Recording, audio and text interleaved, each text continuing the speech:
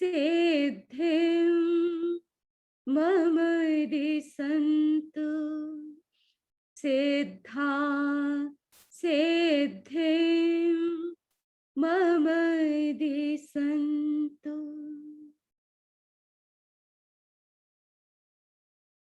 वीतराग प्रभु महावीर के चरणों में वंदना, परमाराध्य गुरुदेव के चरणों में वंदना। उपस्थित अध्यात्म जिज्ञासु भाइयों और बहनों, तुम स्वस्थ रह सकते हो। इस हेल्थ लेक्चर सीरीज के अंतर्गत आज का हमारा विषय है असामंजस्य और उसके उपचार। बंधुओं,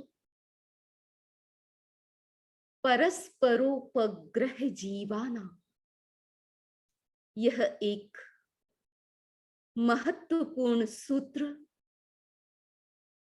आदर्श वाक्य है जैन धर्म का। हमारा स्टेटमेंट है और हर जैन भाई बहन लगभग इससे परिचित है। यह सूत्र केवल उपदेश नहीं, यह जगत का नियम है। उपदेश को हम इग्नोर कर सकते हैं, उपदेश हम माने न माने, लेकिन जो नियम होता है उसे सबको मानना ही होता है। यह सूत्र क्या कह रहा है? परस्परोपग्रह जीवाना। उपग्रह शब्द, उपग्रह का मतलब सहयोग, उपकार।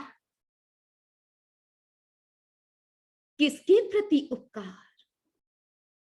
परस्पर उपकार, एक दूसरे के प्रति उपकार। यह बात किसके लिए कही गई? सब जीवों के लिए कही गई।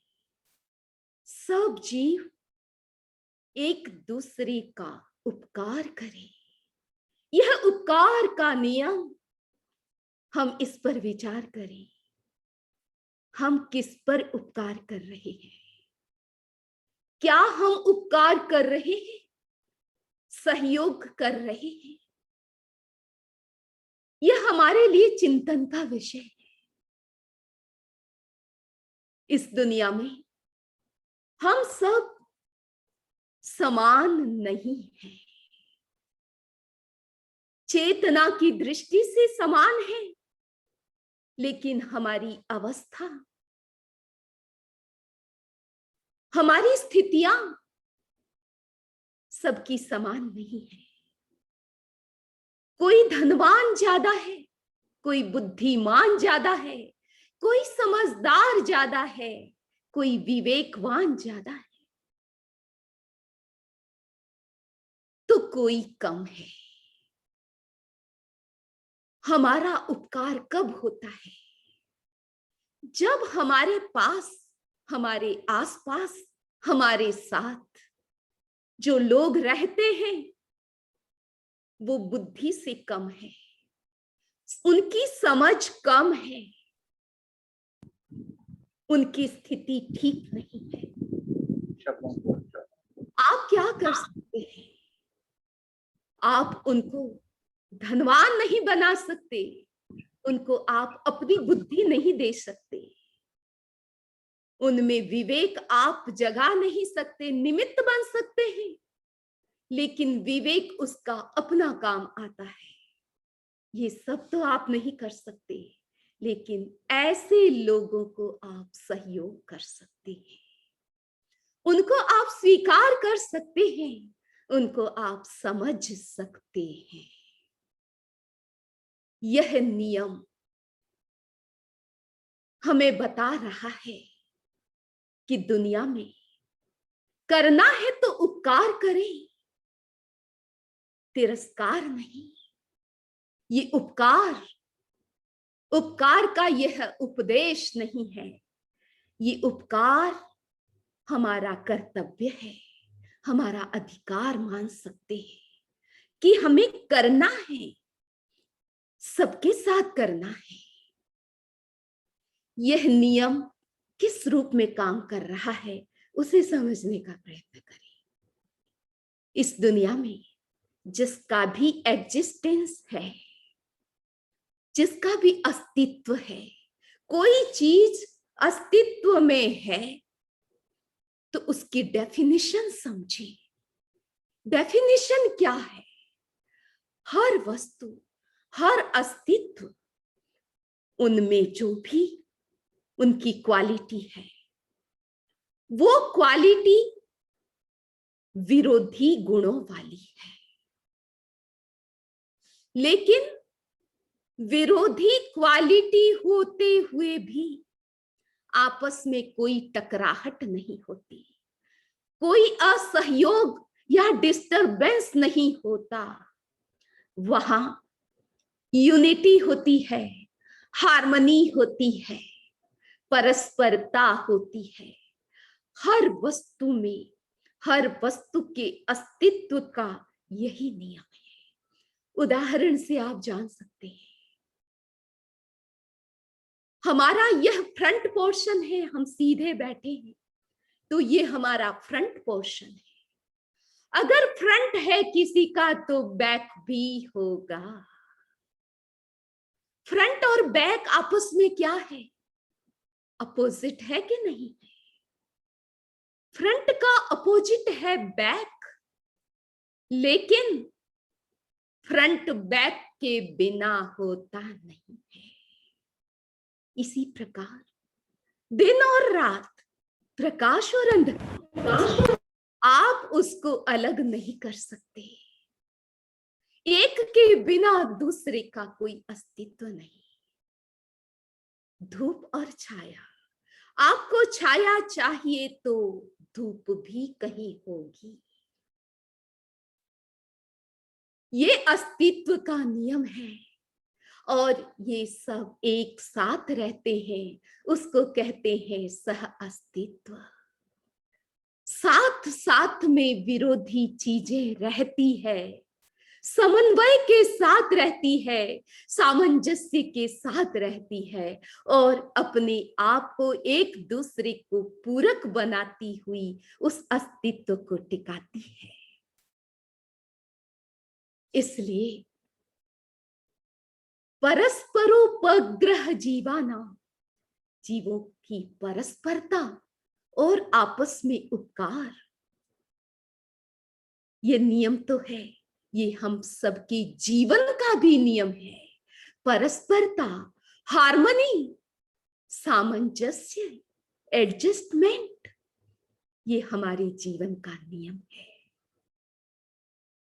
आप आंख उठा करके देखोगे तो सर्वत्र विविधता नजर आएगी, भिन्नता नजर आएगी। हम जब एकता की बात करते हैं तो एकता कहाँ होती है? एकता वही होती है जहां अनेकता होती है, भिन्नता होती है। भिन्नता के बिना यूनिटी का कोई अस्तित्व नहीं। इस बात को आज हमें गहराई से समझना है। जब नियम हम समझ जाते हैं तो फिर नियम के आधार पर हमारे नए संस्कार बनते हैं, नया दृष्टिकोण निर्मित होता है। पॉजिटिव और नेगेटिव, ये दोनों एनर्जी, इसके बारे में आप सब जानते हैं। ये दोनों एक दूसरे के बाधक नहीं है, पूरक है। काम तभी होता है, काम आगे तभी बढ़ता है जब हम पॉजिटिव और नेगेटिव दोनों को मिलाते हैं।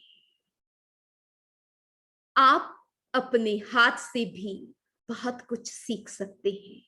ये हाथ की अंगुलियां और अंगूठा आप इस मुद्रा में रखें। आप देखिए आपके अंगुलियों की दिशा कौन सी है और अंगूठे की दिशा कौन सी है? दोनों की भिन्न भिन्न दिशा है। जब काम करना होता है तो अंगुलियां और अंगूठा अपने दिशा बदल करके इस प्रकार हो जाते हैं। अंगूठे की भी दिशा बदल जाती है, अंगुलियों की भी दिशा बन जाती है और मुट्ठी बंद हो जाती है। मिलकर के पांचों मिलकर के काम करते हैं। साइज सबकी एक नहीं, दिशा सबकी एक नहीं, काम सबका एक नहीं और स्ट्रेंथ सबकी एक नहीं, फिर भी सब मिलकर के बड़ा काम होता है। तो बंधु, जहां कहीं भी विविधता नजर आती है, भिन्नता नजर आती है, इसका मतलब ये नहीं कि हम डिसहार्मनी क्रिएट करें, उसको डिसहार्मनी माने। उसी में ही हमें हार्मनी खोजनी है। असामंजस्य क्या है, ये डिसहार्मनी है क्या चीज, उसे हम समझने का प्रयत्न करें। जब जब हम भिन्नता में अभिन्नता नहीं खोजते हैं, तब डिसहार्मनी क्रिएट होती है। हर घटना को समस्या बनाकर उसको भोगने की वृत्ति जिस व्यक्ति की बन जाती है, वहां असामंजस्य देखा जाता है। और हर समस्या में जहां समाधान खोजने की वृत्ति होती है, वहां हर चीज सामंजस्य के साथ पूर्ण होती है, विकसित होती है। कुछ उदाहरण आप समझिए। कहते हैं कि एक जंगल में छोटी सी कुटिया थी और उस कुटिया में हस्बैंड वाइफ दो रहते थे और ऐसा लगता था कि वह कुटिया केवल उन दोनों के लिए ही बनाई हुई है। इतनी छोटी कुटिया थी, छोटा सा खाट था, खाट पर दोनों बैठे हुए थे। अचानक बारिश शुरू हुई, लोग कहीं जा रहे थे, दो लोग साथ में थे और वो खोजने लगे कि हम कहाँ रुके, इतनी भारी बारिश हो रही है। उन्हें हट नजर आई, वो उस कुटिया की तरफ बढ़े। दरवाजा खटखटाया, अंदर दो हस्बैंड वाइफ बैठे थे। जगह ज्यादा नहीं थी, संकड़ी थी, फिर भी भाई का दिल उदार था भीतर में। उसने कहा, आइए, बाहर बारिश हो रही है, आप भीगे या नहीं, आप अंदर आ जाइए। अब अंदर कैसे आते? पत्नी ने कहा, अंदर कहाँ घुसाओगे, जगह ही नहीं है। भाई ने कहा, ये जो खटिया है उसको हम उठा देते हैं, उसको खड़ा कर देते हैं, तो जगह ज्यादा हो जाएगी। खटिया को खड़ा किया, जगह थोड़ी ज्यादा हो गई और चारों लोग बैठ गए। बैठने जितनी अच्छे से जगह थी, इतने में दो भाई और दौड़े दौड़े आए, क्योंकि बारिश रुक नहीं रही थी और कोई जगह नहीं थी। अब क्या किया जाए? अब पत्नी सोच रही है, अब तो कोई स्कोप नहीं है, अब इनको तो बाहर ही रहना पड़ेगा। लेकिन पति बड़ा समझदार था। उसने कहा कि देखिए, ये सब भीग रहे हैं, अच्छी बात नहीं है, अब हम उठ जाते हैं, उठेंगे तो जगह ज्यादा हो जाएगी। बैठे थे, उठ गए। खटिया पर दो लोग, बैठ गए तो चार, खड़े हो गए तो छोटी सी कुटिया में 6 लोग भी समा जाते हैं। यह है सामंजस्य की वृत्ति। एडजस्टमेंट कैसे होता है, कैसी स्थिति होती है और उसको कैसे संभाला जाता है। आप देख रहे हैं, दो बाइक पर दो लोग जा रहे हैं और छाता एक है, बारिश हो रही है। इस एक छाते की भी शेयरिंग हो सकती है अगर दिमाग लगाते हैं तो। ये सामंजस्य की वृत्ति, समस्या में, हर समस्या में समाधान खोजने के संस्कार, और जब ये संस्कार नहीं होते हैं तो फिर हर बात में झगड़े होते हैं, समस्या बन जाती है। हर बात कैसे बन जाती है? पति पत्नी दोनों आपस में लड़ रहे थे, लड़ाई इतनी आगे बढ़ी कि बस तालाक की बात बीच में आ गई, तालाक लेने के लिए तैयार हो गए। पड़ोसी को पता चला, पड़ोसी आया और पूछा बात क्या है। पति ने कहा मैं अपने बेटे को जज बनाना चाहता, क्योंकि आए दिन मेरे इतने सारे केस आ जाते हैं, इतने सारे कोई न कोई केस कर देता है, तो मुझे जज की जरूरत होती है, इसलिए मैं अपने बेटे को जज बनाऊंगा। और ये कहती है कि मैं अपने बेटे को डॉक्टर बनाऊंगी, क्योंकि वो बीमार रहती है। उसका कहना है कि मैं आए दिन बीमार हो जाती हूँ, इसीलिए बेटा डॉक्टर होगा तो मेरा जल्दी इलाज हो जाएगा, इसलिए मैं उसको डॉक्टर बनाना चाहती। पड़ोसी ने कहा ये तो अच्छी बात है, आपके सपने बहुत ऊंचे हैं, लेकिन आपके अपने बच्चे से भी तो पूछ लीजिए कि वो क्या बनना चाहता है। तो दोनों की आंखें झुक गई। दोनों ने कहा बेटा तो अभी पैदा ही नहीं हुआ है। तो कभी कभी ऐसा ही हो जाता है, कहाँ उलझ जाते हैं, कोई सींग और पूंछ भी नहीं होती है, वहां भी लड़ाई शुरू हो जाती है। दो भाई जर्नी कर रहे थे ट्रेन से, पास में ही बैठे हुए थे। एक बार बार उस विंडो को बंद कर रहा था और दूसरा उसको खोल रहा था। इतने में टीटी आया, उसकी भी नजर गई। उसने कहा कि भाई क्या कर रहे हो? एक ने कहा मुझे हवा पसंद नहीं है, दूसरे ने कहा मुझे हवा चाहिए। टीटी ने कहा कि इसमें ग्लास ही नहीं है, तुम फालतू की बातें कर रहे हो, अब हवा आएगी तो आएगी। तो ऐसा ही होता है, जिस व्यक्ति की संघर्ष की वृत्ति होती है, कहीं न कहीं अटकने की वृत्ति होती है, फंसने की वृत्ति होती है, वो लोग ऐसा ही करते हैं, पूरी घटना को समझते नहीं हैं, उसे संभालते नहीं। असामंजस्य के बहुत कारण आप सब जानते हैं, कुछ मुख्य कारण है वो तो आप अवश्य जानते हैं। डिसहार्मनी का एक कॉमन जो कारण है वो है ईगो।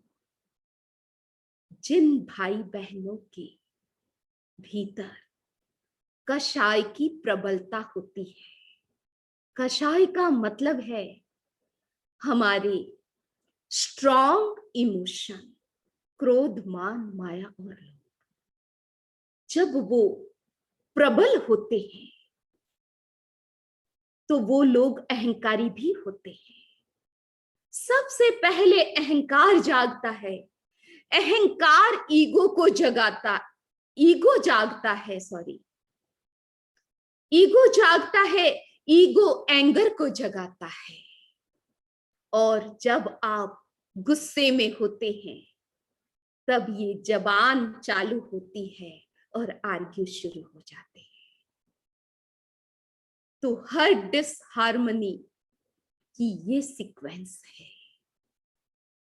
दूसरे और कारण उस पर विचार करें तो गहरा और सबसे ज्यादा सबके साथ जो जुड़ा हुआ है वो है संस्कार, पास्ट लाइफ के संस्कार। उसे हम साथ में लेकर के आते हैं। सबके साथ सबके संस्कार एक जैसे नहीं होते। एक व्यक्ति किसी का जिगरी दोस्त है तो किसी का दुश्मन है। एक ही व्यक्ति है, लेकिन दो रूप उसके संस्कार की दृष्टि से हो जाते हैं। वो किसी के लिए अच्छा है, किसी के लिए बहुत बुरा है। ये संस्कार है। अगर परिवार में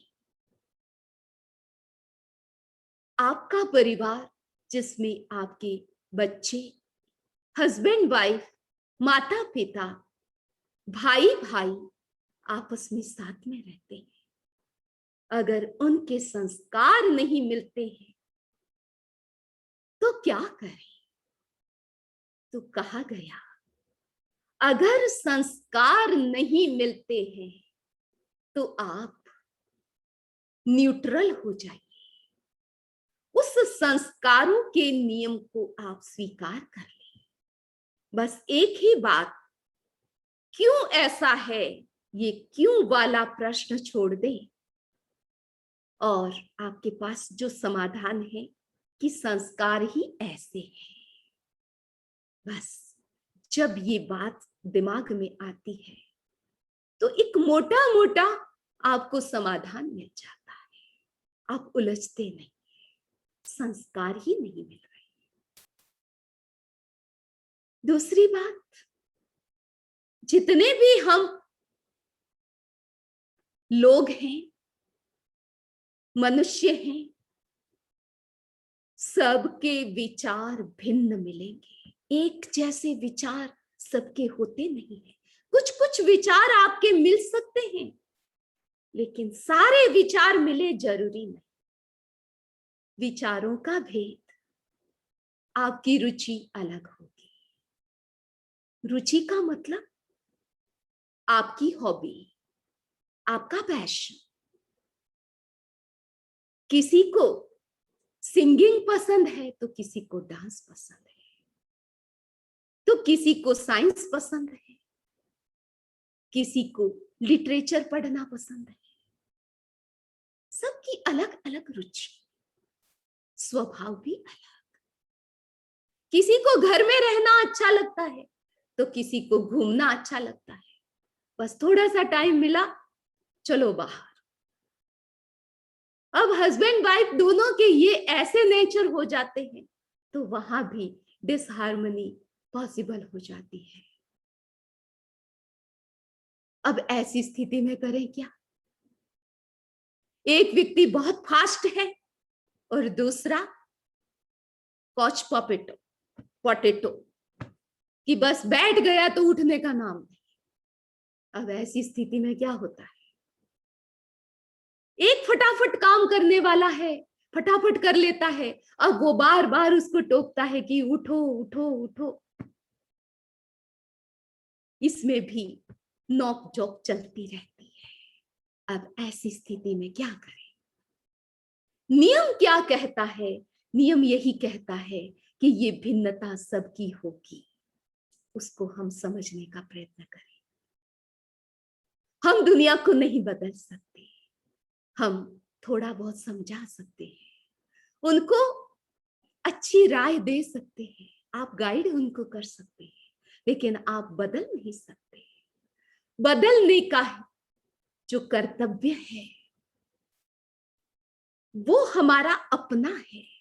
जब तक हम अपना खुद का निर्णय नहीं लेंगे कि मुझे बदलना है, तब तक दुनिया की कोई शक्ति आपको बदल नहीं सकती। तो ऐसी स्थिति में हम एक दूसरे को समझें कि उनका स्वभाव क्या है, उनके विचार कैसे रहते हैं, उनकी कैसी प्रकृति है, धीमी है या तेज है, कैसी है। आप अच्छी तरह से, जब आप साथ में रहते हैं 24 घंटे, तो आप एक दूसरे को अच्छे से समझ रहे हैं। तो अब आपने समझ लिया है तो थोड़ा सहन करना सीखें। जब समझ लिया है तो उन एक दूसरे को सहयोग करना शुरू कर दें, तो समाधान हो सकता है, हार्मनी आपकी इंप्रूव हो सकती है। कुछ ऐसे कारण जिसको हम असामाजिक, अमानवीय, अनुचित, अशिष्ट कुछ लोगों की प्रकृति ऐसी होती है जो बिल्कुल सहन करने योग्य नहीं होती है, करणीय नहीं होती है, लेकिन कुछ लोग ऐसा बर्ताव करते हैं। अगर ऐसा बर्ताव करते हैं तो उन्हें आप परिष्कार करने का एक चांस दें कि ये अच्छा नहीं है। ऐसा बर्ताव कोई इंसान इंसान के साथ करता नहीं है। आप सब समझ गए होंगे। इसका परसेंटेज बहुत कम है हमारे समाज में, लेकिन फिर भी ऐसा मिलता है। ऐसे प्रसंग भी मिलते हैं जो बिल्कुल सामाजिक असामाजिक जिसको कहते हैं, और ऐसा तो होना ही नहीं चाहिए, ऐसा भी कुछ हो जाता है।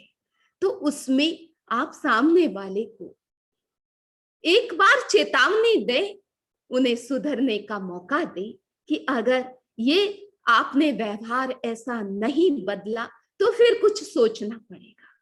फिर भी सामने वाला नहीं बदलता है तो फिर परिवर्तन की बात सोचें, कुछ एक्शन लेने की बात सोचें। ये एक्शन लेने की बात आपके जीवन में कब आती है? जब ऐसी स्थिति बनती है तब आती है। ऊपर के जो दो कारण बताए, उसके कारण आपको कुछ परिवर्तन करने की जरूरत नहीं, कुछ एक्शन लेने की जरूरत नहीं पड़ती है।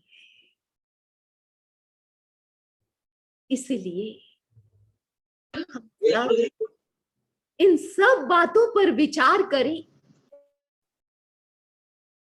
कि डिवोर्स की स्थिति कब आती है।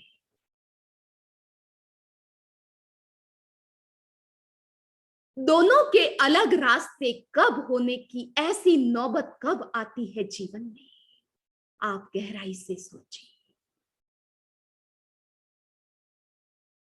ये सब दूसरे कारण, उन कारणों से कोई तलाक लेने वाली बात सोची नहीं जा सकती। उसमें आपको ही कुछ सोचना है। जीवन और ये जगत फाइटिंग से नहीं चलता, संघर्षों से नहीं चलता। हर कॉमन व्यक्ति शांति चाहता है, शांति से जीना चाहता है, अपनी तरफ से सामंजस्य बिठाने की बात ही सोचता होगा। ये बात पर्सनल हो, स्टेट लेवल की हो या नेशनल लेवल की हो, सर्वत्र यही बात है। आप इंडिया को देख रहे, जियोग्राफी की दृष्टि से हम केवल इंडिया को न देखें। इंडिया किसका नाम है? जहां अनेक धर्म एक साथ एक ही देश में शांति से रहते हैं, अपने अपने धर्म उपासना अनुष्ठान करते हैं। कोई किसी को बाधक नहीं बनता, बाधा नहीं देता। आपस में सद्भावना के साथ, सम्मान के साथ इस सह अस्तित्व के नियम को समझते हुए सब मिल करके रहते हैं। उसी का नाम है भारत।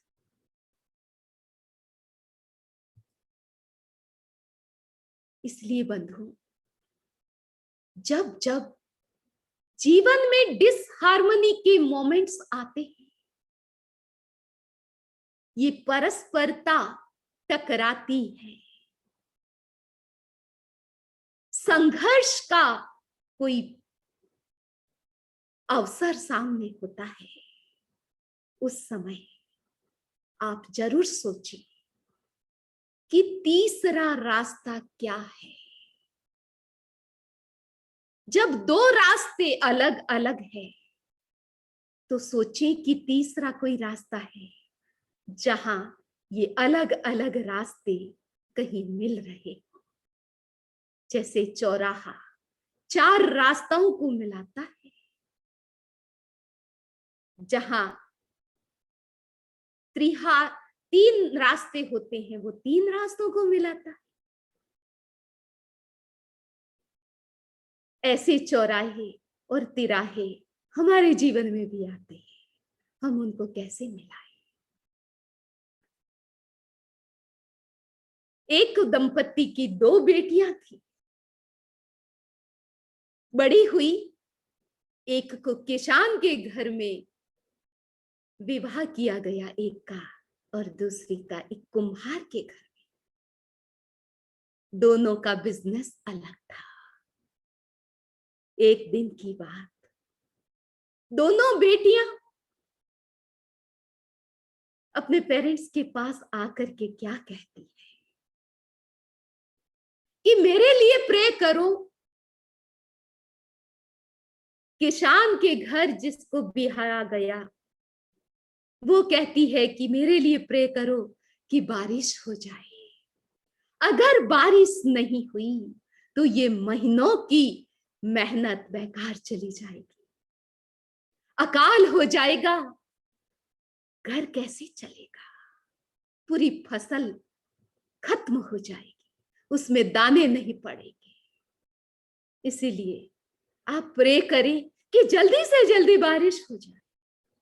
इधर दूसरी बेटी, उसका फोन आता है और वो कहती है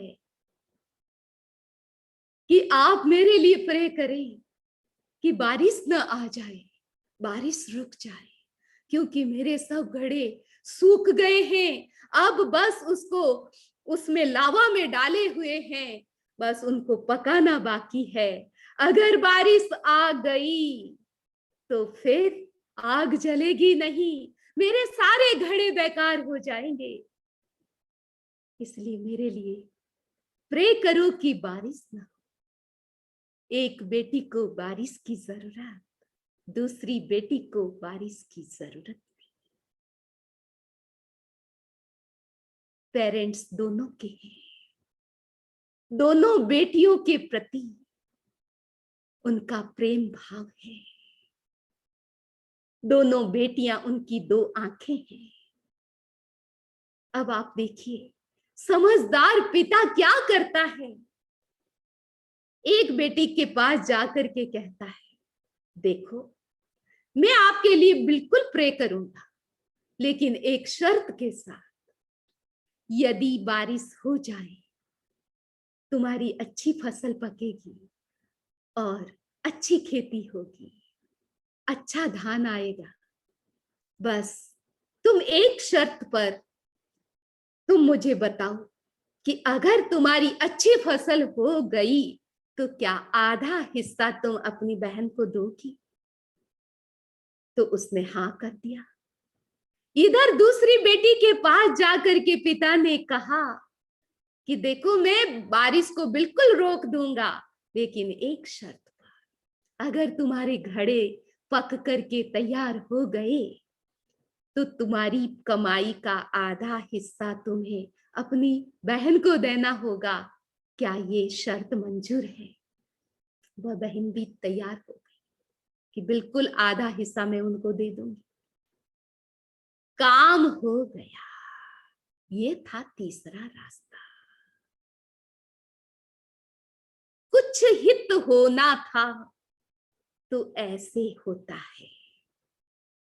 जीवन में ऐसे कई प्रसंग आते हैं जो दो रास्ते, दो अलग अलग जाने वाले और दोनों जीवन को खत्म करने वाले होते हैं। वहां कोई तीसरा रास्ता होता है जो जीवन देने वाला होता है। उसके बारे में हम सोचें और जीवन को उसी अनुरूप ढालें। एक राजा ने मंत्री को आदेश दिया कि राज्य में बहुत सारी झोपड़ियां भी है, छोटे छोटे घर है, इन सब को खत्म कर दो। बस जो जो बड़ी बड़ी बिल्डिंगें हैं, बस उस बिल्डिंग्स को ही रखना है, बाकी सब को मिटा देना है। मंत्री समझदार था। मंत्री ने कहा, मंत्री ने सोचा, राज्य की शोभा, राज्य की सुंदरता केवल अट्टालिकाओं से नहीं होती है।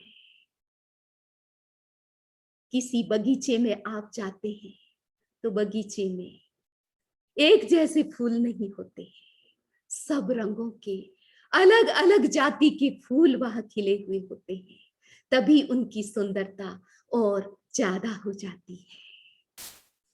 इसी प्रकार मंत्री ने कहा कि राजन, राज्य की शोभा केवल अट्टालिकाओं से नहीं है, ये सब छोटे बड़े डिफरेंट डिफरेंट घर हैं, उन सब से राज्य की शोभा है। राज्य केवल अट्टालिकाओं से नहीं बनता है। सब प्रकार की जातियां जहां रहती है, सब प्रकार के लोग जहां वास करते हैं, उसी का नाम राज्य होता है। और राजा सब जाति पर राज्य करता है। बात समझ में आ गई? तो विरोध में अविरोध खोजने की वृत्ति का नाम है हार्मनी। कोई कहे कि मुझे तो केवल फूल ही चाहिए और फूल ही उग जाए। आपको फूल चाहिए तो उसके साथ साथ कांटे भी आपको मिलेंगे, पत्ते भी मिलेंगे और फूल से पहले कलियां भी मिलेगी। ये सारी स्थितियों के बिना कोई फूल उगना संभव नहीं। जीवन में आप चाहते हैं कि मुझे अनुकूलता ही मिले, मुझे खुशी ही मिले, मुझे आराम ही मिले, लेकिन जीवन में ऐसा होता नहीं है। खुशी चाहिए तो आपको कभी कभी उदासी को भी स्वीकार करना पड़ता है, प्रतिकूलताओं को भी समझना होता है, उसको भी एक्सेप्ट करना होता है। तो अब हम क्या करें? आज के लेक्चर का यही सार है कि हम नियम को समझें। नियम कहता है अस्तित्व वही है जहां सभी विरोधी तत्वों का सह अस्तित्व होता है, सब साथ में रहते हैं और बिना किसी को बाधा दिए हुए सब साथ में रहते हैं और वहां एक हार्मनी क्रिएट होती है। तो बंधुओं, जीवन में तरह तरह की हर दिन स्थितियां बदलती है, उसके साथ हम क्या करें? हमारा जो माइंड सेट है, हमारी धारणा है, उसको आप अपने दिमाग में फिक्स करके ना रखें। एक फिक्स माइंड सेट होता है और एक फ्लेक्सिबल माइंड सेट होता है। आज के दिन आप संकल्प करें, जो जो मेरी पक्की धारणा है, जिस बातों पर मेरा गहरा आग्रह है, मैं अपनी जिद नहीं छोड़ता, आग्रह नहीं छोड़ता, उस आग्रह वृत्ति के कारण पग पग पर कलह कलह पैदा होता है। किसी के साथ अच्छे व्यवहार और अच्छे संबंध बनते ही नहीं है।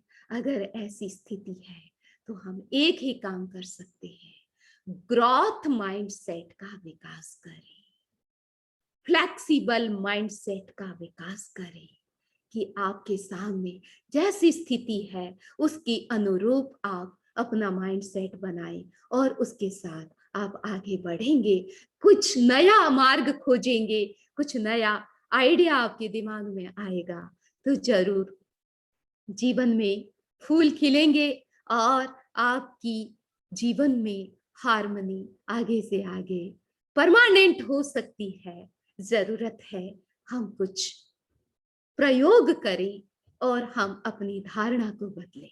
अब हमारे बीच हमारे सामने कुछ टिप्स है, उन टिप्स के बारे में आप जाने कि आप क्या प्रयोग कर सकते हैं। उन प्रयोगों को करके आप अपने जीवन में सामंजस्य का विकास कर सकते हैं। मुद्रा के अंतर्गत। मुद्रा है नमस्कार मुद्रा। आप देख रहे हैं दोनों हाथों से नमस्कार मुद्रा बनती है। ये नमस्कार मुद्रा दोनों हाथ मिलते हैं तब बनती है।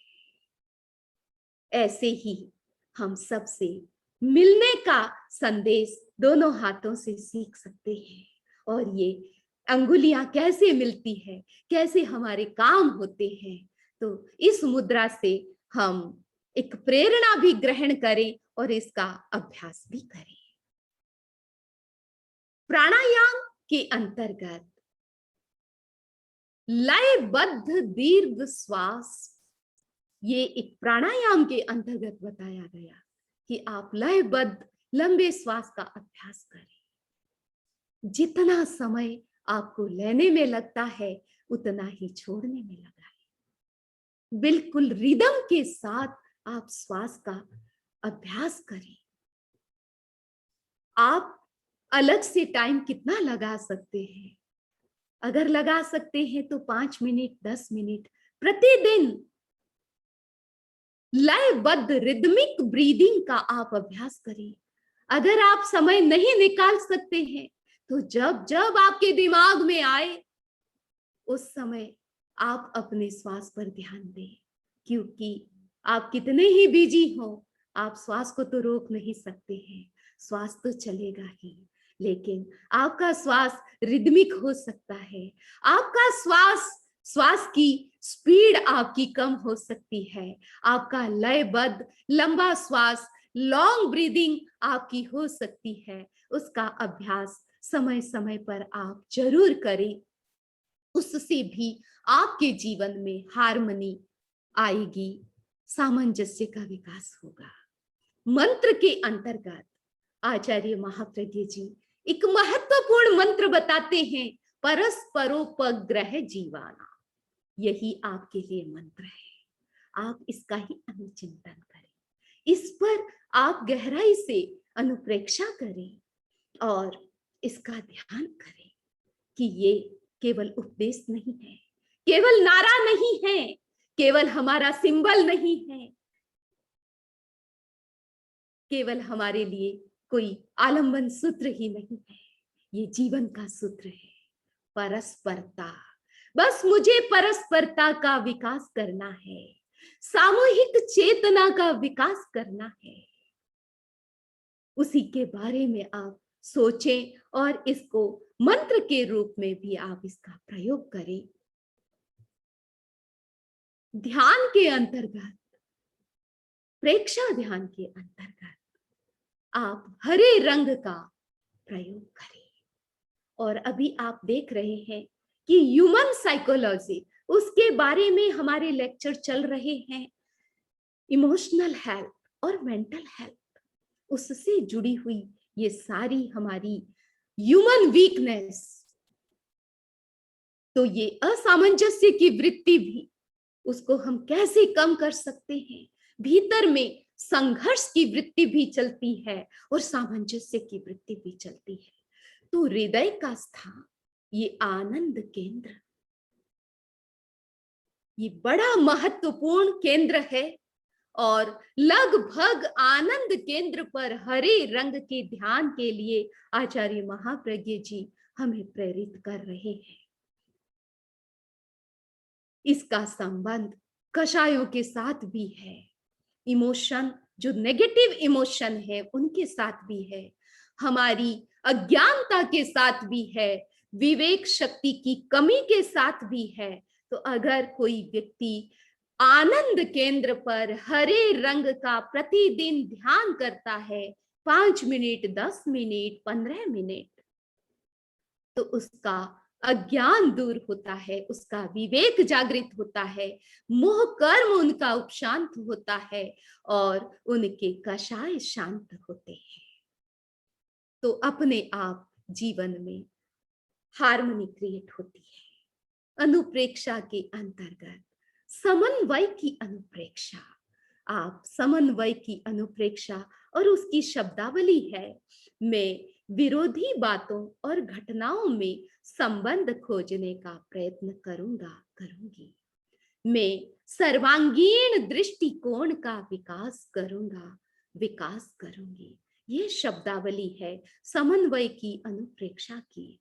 तो इसका अनुचिंतन आप दर्शन केंद्र, जो दोनों भ्रिकुटियों के बीच दर्शन केंद्र है, वहां पर ध्यान केंद्रित करके उच्चारण के साथ इसका अनुचिंतन, पहले उच्चारण करें, उसके बाद मानसिक अनुचिंतन करें, उसी पर फिर आप अनुचिंतन और अनुप्रेक्षा करें।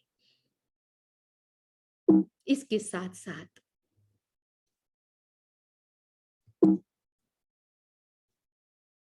सह अस्तित्व की अनुप्रेक्षा, हम बार बार इस नियम पर अनुचिंतन करें कि सभी विरोधी स्वभाव वाले जो भी विरोधी गुण हैं वो सब एक साथ रहते हैं, तो हम भी सब साथ में रहते हैं। ये सह अस्तित्व का नियम हम सब के साथ जुड़ा हुआ है।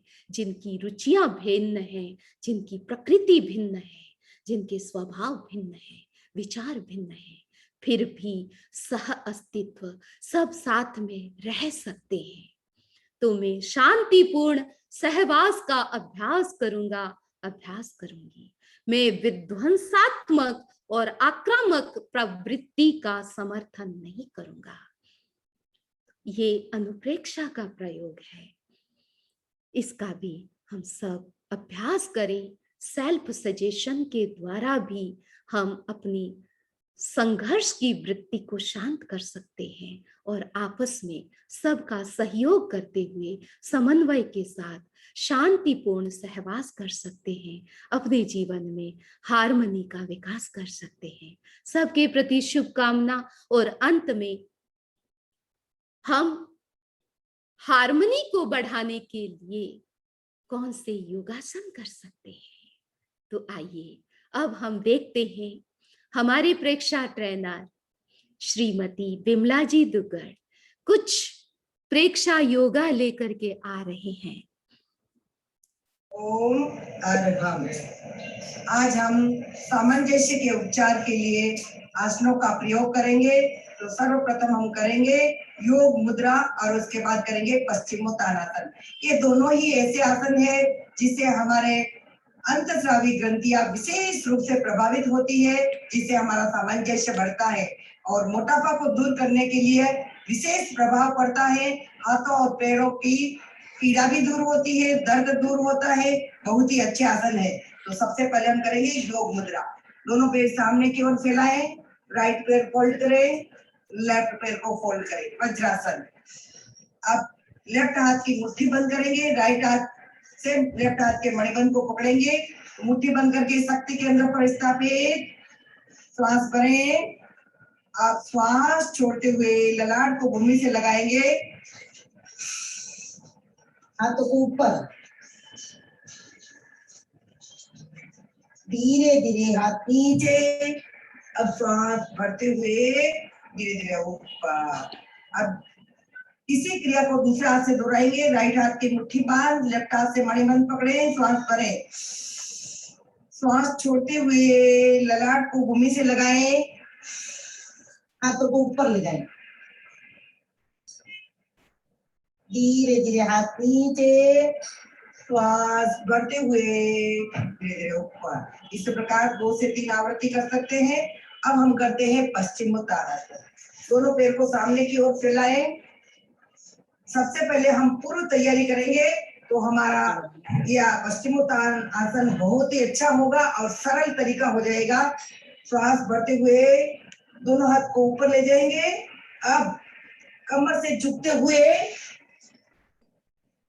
ऐसे दोहराएं। ऊपर जाते समय हथेलियां खुली, आते समय जमीन से टच करें। कमर से झुके, 5 से 10 बार ऐसे करें।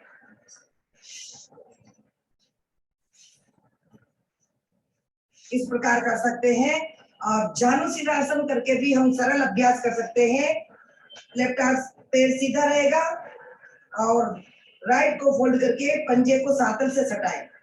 श्वास भरते हुए दोनों हाथ ऊपर, श्वास छोड़ते हुए पंजा पकड़े, ललाट को घुटनों से टच करें। श्वास भरते हुए, श्वास छोड़ते हुए दोनों हाथ नीचे। यही क्रिया दूसरे पैर से दोहराएंगे। राइट पैर सीधा, लेफ्ट का पंजा सातल से सटा हुआ, राइट पैर की सातल से। श्वास भरते हुए दोनों हाथ ऊपर, श्वास छोड़ते हुए पंजा पकड़े और ललाट को घुटनों से टच। श्वास भरते हुए दोनों हाथ ऊपर, श्वास छोड़ते हुए पूर्व स्थिति में। अब हम करेंगे पश्चिमोत्थानासन। वो भी हम 3 प्रकार से कर सकते हैं। श्वास भरते हुए दोनों हाथ ऊपर, श्वास छोड़ते हुए दोनों पैरों के अंगूठे पकड़े और ललाट को लेफ्ट घुटनों से टच करें। धीरे धीरे श्वास भरते हुए ऊपर, श्वास छोड़ते हुए राइट घुटनों से टच। श्वास भरते हुए ऊपर, श्वास छोड़ते हुए नीचे। अब करेंगे पुनः दोनों पैरों के मध्य में ललाट को लगाएंगे या नोज को लगाएंगे। श्वास भरते हुए दोनों हाथ ऊपर, श्वास छोड़ते हुए दोनों पैरों के अंगूठे पकड़े, पंजा पकड़े।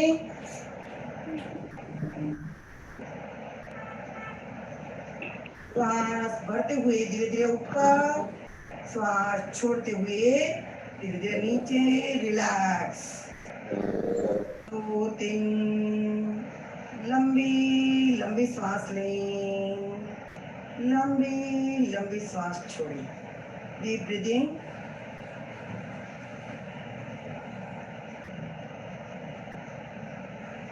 बढ़िया। इस प्रकार से प्रत्येक आसन को 3 से 5 बार करने से हमारा सामंजस्य बढ़ता है और हाथों और पैरों का दर्द दूर होता है। मोटापा को दूर करने के लिए भी बहुत ही अच्छे आसन है। ओम अरहम। सबके हाथ जुड़े हुए।